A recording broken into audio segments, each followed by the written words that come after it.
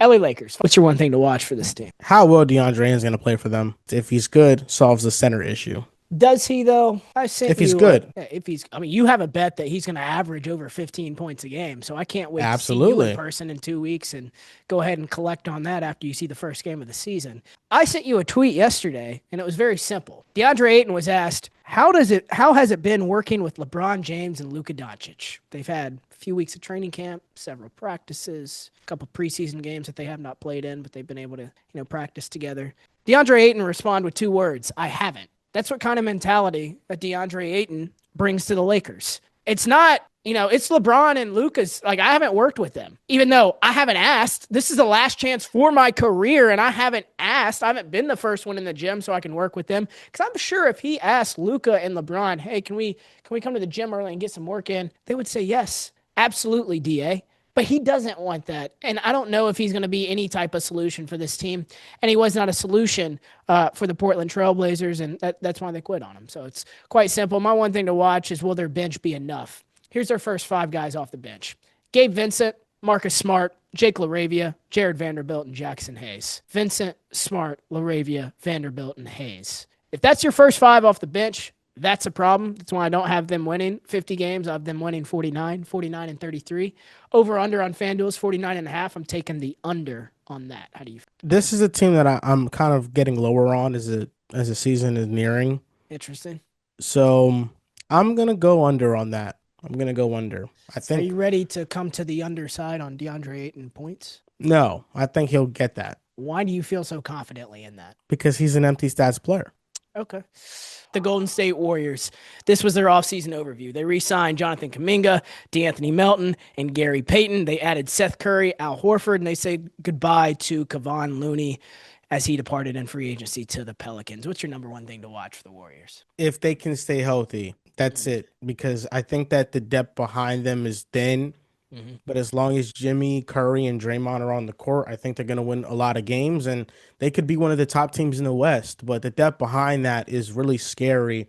Kuminga's coming back, but if history has shown us anything, he's just not going to have that much of an impact or a role on this team. And maybe like the thing I'm most looking forward to outside of those 3 is how Quentin Post develops, because I thought he was like a bit of a bright spot for them last year with his ability to stretch the floor and rebound the ball. But that's what I'm looking forward to when it comes to the Warriors. Yeah, that is a completely fair point. One thing I'm watching is the Kuminga and Jimmy Butler fit. I mean, those 2 guys were completely unplayable together last season. When Curry got hurt, Kuminga stepped up. But whenever it was Curry, Kuminga, and Jimmy, along with Draymond, that lineup just did not do well. And is Kuminga okay with coming off the bench? Is he okay with not getting the multi-year, 4 or 5 year contract that he wanted? Is he okay with, not being paid what he wants to be paid? I think that's the single biggest factor going into this season on, where the Golden State Warriors go. And their age is something serious, bro. I was watching the Steph Curry media day interview and I had to pause and zoom in. I'm like, is that gray hair on him? One, I'm not emotionally ready to see gray hair on Stephen Curry. I don't know why. He's been in the league forever. LeBron, I'm used to it. I'm used to the bald spot. I'm used to the fill in and the hairline thing with Bron. But Steph, I just was not ready for it. And the age, that is definitely going to show on this team this year. My record prediction for them is 48 and 34. FanDuel has the number at them at 46 and a half. How do you see them finishing this season? I see them finishing around that same number. I'm just going to take into account injuries with them because they're old. Yeah. I'm going to go with a 45 win record. I think that's the ballpark for them. That's what I'm going to go with. I feel comfortable with that. Yep. So you take the under on that 46 and a half. I'll take the over on that. We'll get to the division finish at the end of it, but I got them second. Let's stay in the state of California and talk about the LA Clippers. Their offseason overview was this. They re-signed Nick Batum, James Harden. They added Bradley Beal, John Collins, Brooke Lopez, Chris Paul, and Ty Washington is still in the league and on the Clippers. They said goodbye to Amir Coffey, Drew Eubanks, and Norman Powell in that trade with the Miami Heat. What's your one thing to watch there? I'm watching how much age will affect how great this team's going to be, because I think that this is a contender. I think this is one of the best teams in the West. You look at the roster top to bottom: Kawhi Leonard, now starting off the season healthy. He now replaces Amir Coffey's minutes from last year when he started the season as a valuable player for them. And I think that the Bradley Beal fit is going to be amazing for them. Like, I don't know about you, but James Harden is the ultimate playmaker and floor raiser who can get everybody into their spots. They now have an added scorer because I think Bradley Beal off the bounce is better than Norman Powell. He can attack the basket better. He can handle the ball better. He can play make better. And then they added John Collins, an athletic four who can rebound, who can space the floor somewhat, but most importantly, is a rim runner. And I think that's going to complement Harden a lot. I think Harden is going to do an amazing job getting John Collins involved. And then off the bench, Brooke Lopez, Chris Dunn, Batum, Derrick Jones Jr. They have some defenders and Chris Paul. He doesn't have to play like a super impactful role, but he's going to be a leader on this team. I think the Clippers have like a serious shot to win the NBA championship. I think they're going to be that good. I would believe you if it was 5 years ago. The bottom line is what you started with. It's age. We talked about that with the Warriors, but here it's even tenfold that. Steph Curry has had a relatively healthy career. Draymond Green has had a relatively healthy career. Can I say that about Kawhi Leonard? Has James Harden showed up in playoff moments like Steph Curry? I can't say that either. And you can make the Bradley Beal argument, okay, but Bradley Beal paired with James Harden in 2025 just doesn't get me excited. I'm not going to sit here and act like James Harden wasn't an all-star, an all-NBA caliber player last year. He was. He was the reason they were what they were. But Bradley Beal doesn't make me feel any type of different way. John Collins, he's been basically in witness protection over the last 3 years. I don't know what to expect from him.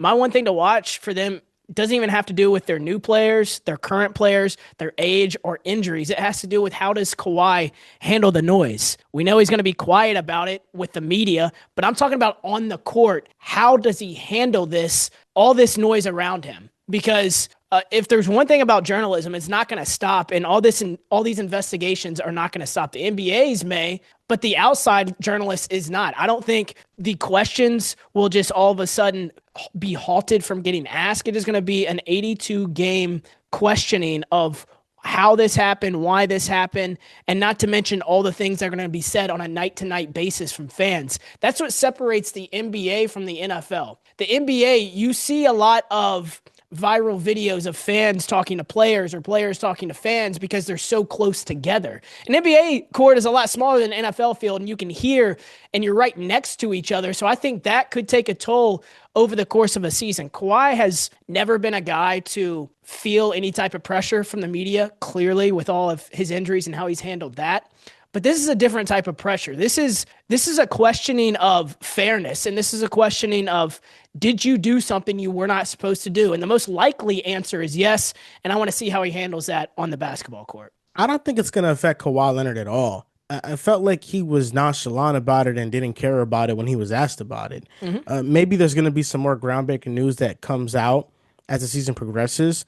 But for the most part, like, I think that the organization doesn't care about it. Kawhi doesn't care about it. The players don't care about it. It's different if this was a real legal case, like Kobe early 2000s type vibe, where it's something that he's going to court and his freedom is in jeopardy because of it. This, I just feel like it's not going to affect the basketball court product. That's a fair argument because it's not a legal thing, but my counter is the Bill Belichick story. If you would have asked me after winning 6 Super Bowls and doing what he has done with a younger girlfriend, which again it's not illegal to date somebody 50 years younger than you, but clearly with how badly his team has played, being outscored by over 100 points against Power 4 opponents, it has affected that program. And Kawhi, Bill Belichick seemed like a guy that was unfazable. And I don't know if he's still if this is what's affected him, but something has affected him this year. And whether it's the girlfriend or something else, I think that is a more comparable thing than as far as the Kobe thing to Kawhi. That's my argument. I can see that. My record prediction for them is 49-33. I agree with you. I think they're going to be a top team in the West, top 4, top 5 team. I just can't push them over 50. One, not only because of the Kawhi investigation, but also the health that all of it depends on. Their FanDuel number is 47.5. I'm taking the over on it. How do you feel? I'm going above 50. They've won 50 games over the last 3 seasons, I believe. And they're better now. And they've had injuries then. So I'm going to go over 50. Got you. Let's move into the Sacramento Kings. Offseason overview was this. They re-signed Doug McDermott, added Drew Eubanks, Dario Saric, Dennis Schroeder, said goodbye to Jake LaRavia, Jonas Valanciunas. By far the weirdest offseason in the entire NBA. What's your one thing to watch for them? If John Morant can get back to form, Cedric Coward, No, what no, no. is he Sacramento gonna? Kings. Sacramento Oh, Kings. sorry. Yeah, yeah. Sacramento Kings, really nothing. There's nothing I'm looking forward to with this team. Nothing at I all. agree. I agree. Only thing I could like dig up is like how does Doug Christie follow up Mike Brown? Mike Brown's a controversial firing in the first place. How does he follow that? My record prediction is 32-50. Their betting number is 34.5, taking the under on that. You feel the same way? There's like weirdly talented like with Malik Monk, Zach LaVine, Domantas Sabonis. They have talent. DeMar DeRozan. So I can't go like under. I think 35 is like valid. I think 35, 36, 37 wins around there. Gotcha. Teetering around like the 40 win mark. But Yeah. yeah, this is like not going to be a good or very highly competitive basketball team. Completely agree. Another non-playoff team that has that expectation going into the season is the Phoenix Suns. Their offseason overview was this. They re-signed Devin Booker on that massive extension. Colin Gillespie returns on a one-year deal. They added Dylan Brooks, Jared Butler, Jordan Goodwin, Jalen Green, Nigel Hayes-Davis, and Mark Williams via that trade with the Hornets. That Mark Williams deal feels like it was years ago, but it's crazy. They said goodbye to Bradley Beal, Kevin Durant, Tyus Jones, Cody Martin, Vasily Micic, Mason Plumlee, and Ty Washington in free agency to the Clippers. One thing to watch for the Suns. Devin Booker. Devin Booker, I think, is going to have his best season yet. And it's a shame. I feel like him and Giannis are both two players that went to the 2021 NBA Finals, just on teams right now that just can't compete for championship when I feel like they deserve to be at the highest level and highest stage. Outside of that, I'm very interested in the development of Maluach. I think Maluach is a giant. I think Maluach can be an exceptional player if he develops. I love his story. I knew this. And he's just an enormous human being. That's what he is. He's enormous. I was prepared for you to bring this up, and it was on one of my things to watch, and I'll get to it in a second. But I have multiple things I want to watch. Number one, how do they stagger this shooting guard overlap? You talk about Devin Booker having the greatest season of his career. He's going to need to, playmaking wise, because nobody else on this team is a playmaker. Not Jalen Green, not Dylan Brooks. Who handles that? It's got to be Devin Booker. How do they handle that lack of playmaking? Because if it's not, whenever D-Book, he can't play all 48 minutes, who's it going to be on the court that's passing the ball? Can Mark Williams stay healthy? They push their chips in on that. And on top of that, they drafted Kaman Malawach. And my final thing to watch is Joel way too high on Kaman Malawach. That was my thing to watch because I have heard about him nonstop since before the draft, during the draft, after the draft. I want to see him play NBA basketball because in the summer league, I watched him and I was like, it feels like another one of those guys Joel just fell in love with for absolutely, utterly no reason. What do you mean no reason? What is there not to love about Malawach? We'll see. We'll see. You came on here talking about Khalil Ware in the preseason. I didn't hear anything about Malawach. Has he played? I'm a big fan of gigantic, enormous men.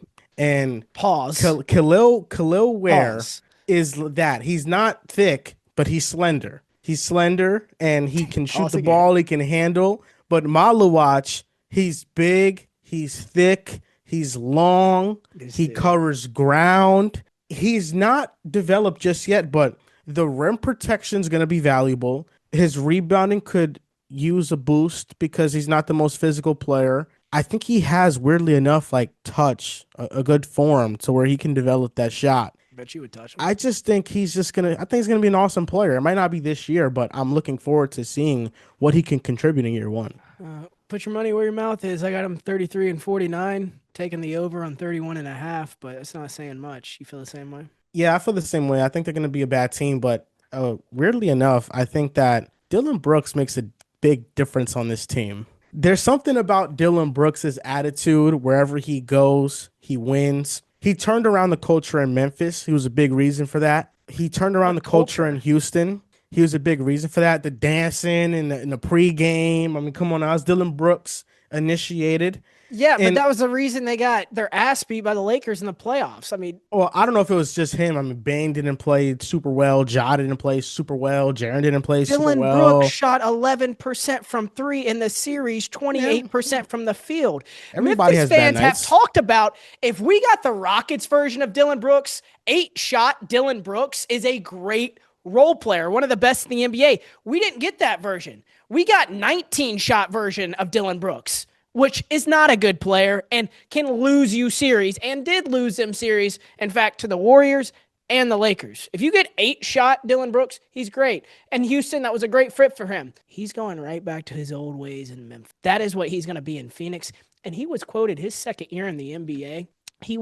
John Morant was a rookie. Jaren Jackson was in his second year as well. He said, "This team reminds me of the Miami Heat Big Three. John Morant is Dwayne Wade. Jaren Jackson's Chris Bosh, and I'm LeBron James."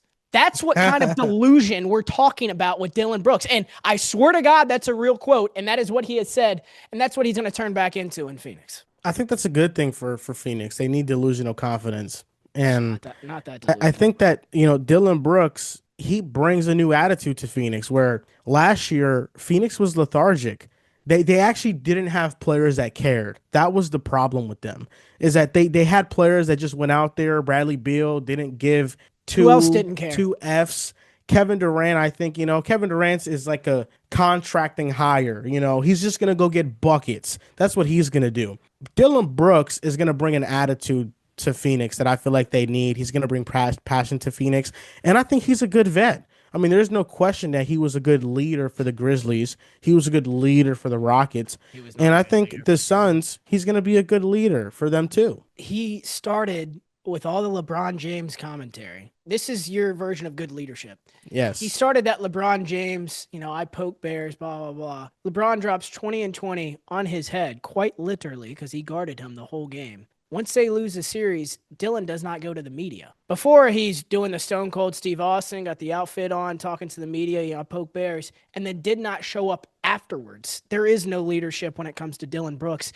And this delusion that you have, I don't even know what their starting lineup is. Is it Devin Booker, Jalen Green, Dylan Brooks, and who else? Like, what sense does Ryan that make for Dunn, the first three guards? Chris Dunn? Okay. Ryan Dunn, Mark Williams. That'd probably be the starting five. Yeah, I would rather do other things. I'll just keep it at that. We'll move on.